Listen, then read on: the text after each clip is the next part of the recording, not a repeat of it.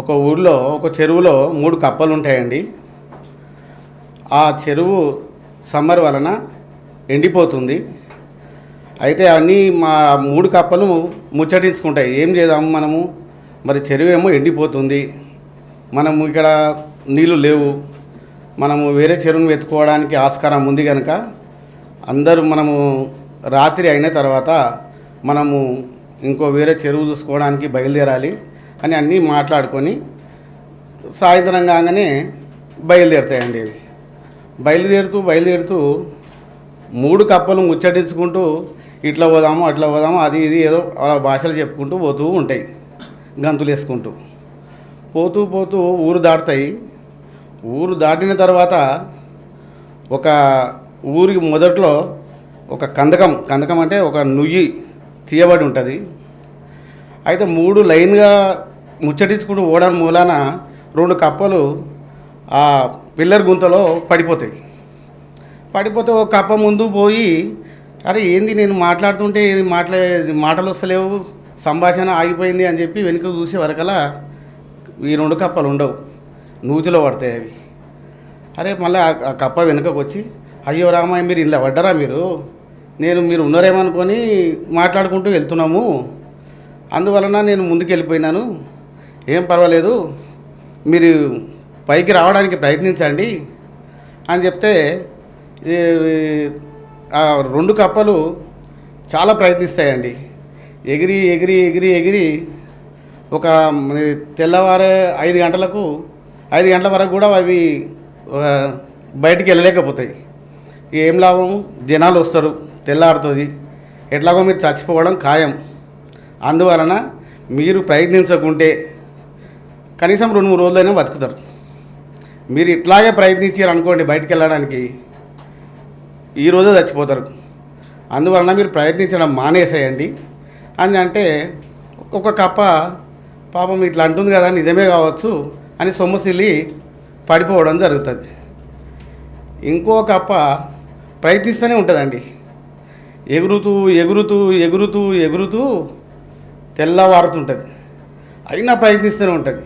ఈ మీద ఉన్న కప్ప ఏం చెప్తుంది, ఎందుకు ఎగురుతున్నావు నువ్వు, ఆ కప్పనేమో సొమ్మసిల్లిపోయింది, కనీసం ఇంకొక రోజైనా బతుకుతావు నువ్వు, అది ఆల్రెడీ అది చనిపోయింది, ఎందుకు ఎగురుతున్నావు, ఎందుకు ఎగురకు అని చెప్తుంటుంది. ఆ కప్ప చెవిటిది, ఎగిరే కప్ప, ప్రయత్నించే కప్ప చెవిటి కప్ప. ఆ కప్పకి ఏమి వినబడుతుందంటే ఎంకరేజ్ చేసినట్టు వినబడుతుంది.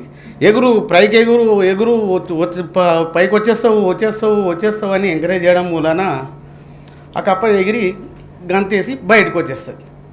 బయటకు వస్తే, అయ్యో నువ్వు ఎట్లా వచ్చినావు బయటికి, నేను ఎగురొద్దని చెప్పినా కానీ ఎందుకు వచ్చినావు అంటే, ఓ నువ్వు అట్లా అన్నావా, నన్ను ప్రోత్సహిస్తున్నావు, నన్ను ఎగురు అంటుంటే నీ ప్రోత్సాహం వల్ల నేను బయటపడ్డా, అది చెవులున్న కప్పనేమో చనిపోయింది, నాకేమో వినబడక నేను బయటకు వచ్చేసిన అని చెప్తే, అయ్యో నీకు అట్లా వినబడదా అని చెప్పి తను సిగ్గుపడుతుంది అనమాట.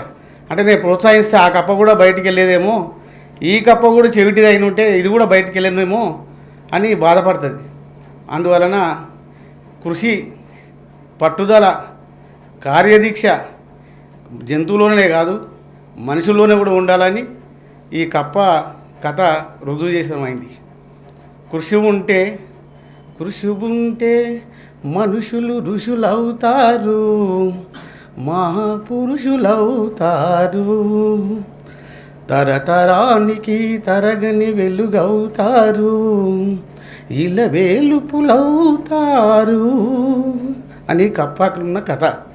ఇప్పుడు కుటుంబ వ్యవస్థ గురించి చెప్తున్నాను. ఇప్పుడు మనం చూస్తున్నటువంటి కుటుంబాలు ఎట్లా ఉన్నాయంటే, పూర్వంలో సమిష్టి కుటుంబాలు ఉండలేవండి. ఉమ్మడి కుటుంబాలు చాలా ఉంటుండే. అందులో నాయన, అమ్మ, బిడ్డలు, కొడుకులు, కోడన్లు, మరి నాయనమ్మ, తాత, ఇలా పెద్ద పెద్ద కుటుంబాలలో జీవించిన వాళ్ళు ఎంతోమంది సుఖంగా ఉండేది. ఇప్పుడు మన కుటుంబాలను చూస్తుంటే పెళ్ళైన వెంటనే ముగ్గురు అన్నదమ్ములలో పెళ్ళి అయితే పెళ్ళైన వెంటనే ఏర్పడదామని చూస్తుండ్రు. ఎందుకంటే వాళ్ళ స్వేచ్ఛ గురించి. అమ్మనాన్నలు ఉండొద్దు, తమ్ముళ్ళు ఉండొద్దు, పెద్ద బావగాని ఉండొద్దు, మరి పెద్దవాళ్ళు ఎవరు ఉండొద్దు అనే స్వేచ్ఛ భార్య భర్తకు నేర్పిస్తుంది. ఆ భర్త ఏం చేస్తాడంటే ఇంట్లో కలతలు మొదలు పెడతాడు. ఎందుకంటే నేను ఒక్కరిని పని చేస్తున్నాను, ఆ భార్య క్రెడిట్ చేస్తుంది. నువ్వు ఒక్కరిని పని చేస్తే నువ్వు ఇంత సంపాదిస్తున్నావు, నువ్వు ఇంత చదువుకున్న తర్వాత 50,000 వస్తున్నాయి, మీ అన్నదమ్ములకు ఇస్తున్నావు, మీ తమ్ముడేమో వేస్ట్గా తిరుగుతున్నాడు, మీ అన్నకేమో 10,000 రూపాయలు జీతం సంపాదిస్తుండు, మరి నువ్వేమో కుటుంబాన్ని పోషిస్తున్నావు, నేను నిన్ను పెళ్లి చేసుకొని ఏం సుఖపడతాను? నువ్వు తక్షణమే ఏర్పడాలి, నేను నీకు చెప్తున్నాను, లేకపోతే నేను చచ్చిపోతాను అని చెప్తాడు. అరే ఇట్లా చెప్తుంది అని చెప్పి మరి అమ్మకు చెప్తామా, అమ్మ బాధపడుతుంది, నాయనకి చెప్తే నాయన బాధపడతాడు. మరి ఏం చేద్దాము అని ఆలోచిస్తే కొన్ని రోజులు ఇట్లాగే గడుపుతుంటే వాళ్ళకు ఒక పాప పుడుతుందండి. పాప పుట్టిన తర్వాత కూడా ఏమైంది, నేను చెప్పిన సంగతి ఏం చేసినావు, నేను ఏర్పడదామని చెప్పినా కదా, లేకపోతే మా వాళ్ళ ఇంటికి నేను పాపం తీసుకుని వెళ్ళిపోతా అని అంటే అసలు పెళ్ళాంతో నేను చెప్పాను తెలియక, మరి తల్లితో నేను చెప్పాను తెలియక ఆ వ్యక్తులు అంటే కొంతమంది భర్తలు అందరూ అట్లా ఉండరు, మరి సతమతం అవుతూ అసలు ఒకసారి తల్లితో చెప్పేస్తాడు, అమ్మ నా పరిస్థితి ఇది, మరి ఏం చేయమంటావు అమ్మ, నిన్న వదులుకోలేను, భార్యను వదులుకోలేను, నాకు ఒక పాప పుట్టింది అంటే సరేరా మరి అందరం కూర్చొని మాట్లాడితే బాగుంటుంది అంటే, అందరం కూర్చొని మాట్లాడితే అందరూ నన్ను హేళన చేస్తారు, మీరే ఏదో నిశ్చయించి నన్ను బయటికి నెట్టేటట్టు చేయమ్మా అని చెప్పి కాలు పట్టుకుంటాడు. ఆ తల్లి పాపం కొడుకు ఇట్లా ఇంత బాధపడుతున్నాను వాళ్ళ భార్యతోటి అని చెప్పి సరే అని ఒక ఆ కోడల మీద తప్పులు పట్టుకుంటూ మరి కొడుకునే తిట్టుకుంటూ మరి నువ్వు సరేరా, నువ్వు మరి నీ సుఖం నువ్వు చూసుకో, నువ్వు వేరువాడు అని చెప్పేస్తే సరే అమ్మ నేను వెళ్ళిపోతాను అని చెప్తే ఇంకో కొడుకు, అతనికి ఇంకొక కోడలు, ఆ కోడలికి జీతం వస్తుంది. జీతం వస్తే మీ తమ్ముడేమో వెళ్ళిపోయిండు, మరి నేను జీతం చేస్తున్నావు, నువ్వు జీతం చేస్తున్నావు, మన 1,00,000 రూపాయలు వస్తున్నాయి, మనకు మీ అమ్మకు మీ నాయనకు వీళ్ళకి పెట్టుకుంటూనే ఉందామా, మనం కూడా వేరుపడిపోతే బాగుంటుంది, ఆయనకు చిన్న ఆయనకు ఉన్న బుద్ధి నీకు లేదు, అందువల్ల మనం కూడా ఏర్పడితే బాగుంటుంది అనే ఉద్దేశంతో ఆమె కూడా క్రెడిట్ చేస్తే మరి ఏం చేస్తారు, మరి సరే అని చెప్పి ఈయనలు కూడా వదిలిపెట్టేస్తే చివరికి తమ్ముడు వస్తాడు. ఇద్దరు కలిసి తమ్మిని పెళ్లి చేస్తే తమ్ముడు కూడా తల్లిదండ్రులు పట్టుకునే ఉంటాడు. అందరూ అట్లా ఉంటారు కదండి, కొడుకులందరూ తల్లిదండ్రులు పట్టుకునే ఉండటే మరి కొన్ని రోజులైనాక అమ్మ అందరూ అన్న వెళ్ళిపోయిండు, చిన్న వెళ్ళిపోయిండు, మరి నేను కూడా ఏం చేయాలి, మరి నేను కూడా వెళ్ళిపోతాను, మిమ్మల్ని చూడలేకపోతున్నాం మేము, కానీ నాకు ఉండాలనే ఉంది.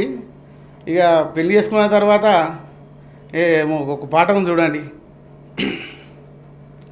తల్లిదండ్రులు విషమని తలిచనొక్కడు, పడుచు పెళ్ళామే బెల్లమని భ్రమసెనొక్కడు, అనగనగా ఒక రాజు అనగనగా ఒక రాణి, రాజు గుణము మిన్న రాణి మనసు విన్న అంటే ఈ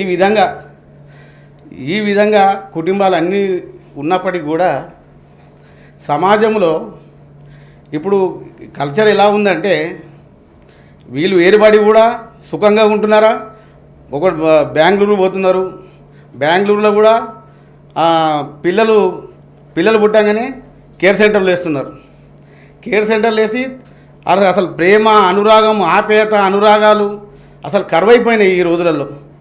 అన్నంటే భయం లేదు, భక్తి లేదు, ప్రేమ లేవు, అనురాగం లేదు. ఇంతకుముందు ఉంటే వదిన అంటే కన్న తల్లితో సమానం చూసేవాళ్ళు, ఇప్పుడు వదిన కూడా దయ్యంలాగానే పడుతుంది వాళ్ళకు. ఇప్పుడు పెద్దవాళ్ళకు అసలు వీళ్ళు లేకుంటే వీళ్ళు చనిపోతే బాగుండనే దుస్థితి ఏర్పడింది ఈ రోజుల్లో మన కుటుంబ వ్యవస్థలో. వాళ్ళ విలాసాలకు అలవాటు పడ్డారు.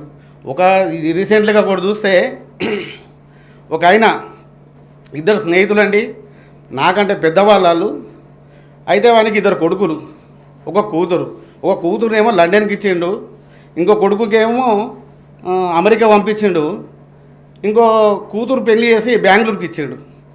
అతను చూసే మన తల్లిదండ్రులు చూసేటోళ్ళు ఎవరు లేరుగా, ఒక బంగ్లా తప్ప. కనీసం వాళ్ళు జ్వరం వచ్చి కింద పడి దవాఖాన తీసుకుపోవడం అని ఎవరు లేరు. మరి ఒక స్నేహితుడు వచ్చిండు, మరి ఏం రా నువ్వు ఇట్లా ఎందుకు ఏడ్చుకుంటుంటారు మీరు, మరి ఇంత పెద్ద ఇంట్లో ఏం చేస్తున్నారు మీరు అందరు కలిసి మా ఇంటికి రండి అంటే ఆయన ఏం చెప్తాడంటే, చూడు ఆడ నీ కొడుకులు ఏం చేస్తున్నారు అంటే, నువ్వేమో చదివించినావు డబ్బు ఉండి, నేనేమో చదివించలేను. నా కొడుకు వ్యవసాయం చేస్తుండు, ఇంకో కొడుకేమో లారీ బిజినెస్ చేస్తుండు, లారీలు ఇప్పించాను. ఇంకో కొడుకేమో పాల వ్యాపారం చేస్తుండు. నా కోడలు నా కొడుకు మరి 3 మనుమరాలు మనుమలు అందరూ నా దగ్గరనే ఉండి సుఖ సంతోషంగా ఉన్నారా నేను. కానీ నీలాగా మాత్రం చదివించి విదేశాలకు పంపించి కోడలను చూసుకోకుండా మన్మరాలను చూసుకోకుండా నువ్వు నువ్వు ఎట్లా బతుకుతున్నావు నాకు తెలుసురా అని చెప్తే నిజంగా ఆయన ఏడుస్తాడు. ఏడిస్తే అసలు నేను చదివించే తప్పు చేసినారా నేను, కానీ నేను నా కొడుకులకు నేను బతకొద్దనే ఉద్దేశం, నాలాగా బతకొద్దు అనే ఉద్దేశంతో చేశాను తప్ప నేను అలా చేయలేనురా అని చెప్తే, సరే నీ కర్మ, నువ్వు నా దగ్గరనే ఉండరా అని చెప్పి ఇప్పటి కూడా వాళ్ళు ఆ వాళ్ళ దోస్తు వాళ్ళ ఇంట్లోనే ఉంటున్నారు. అందువలన మనం ఏదో బాగా చదువుకున్న వాళ్ళ కుటుంబాలు బాగుపడుతున్నాయని అనుకోవడం చాలా పొరపాటు అని నేను భావిస్తూ ఇంతటి నా ఉపన్యాసం ముగిస్తున్నాను.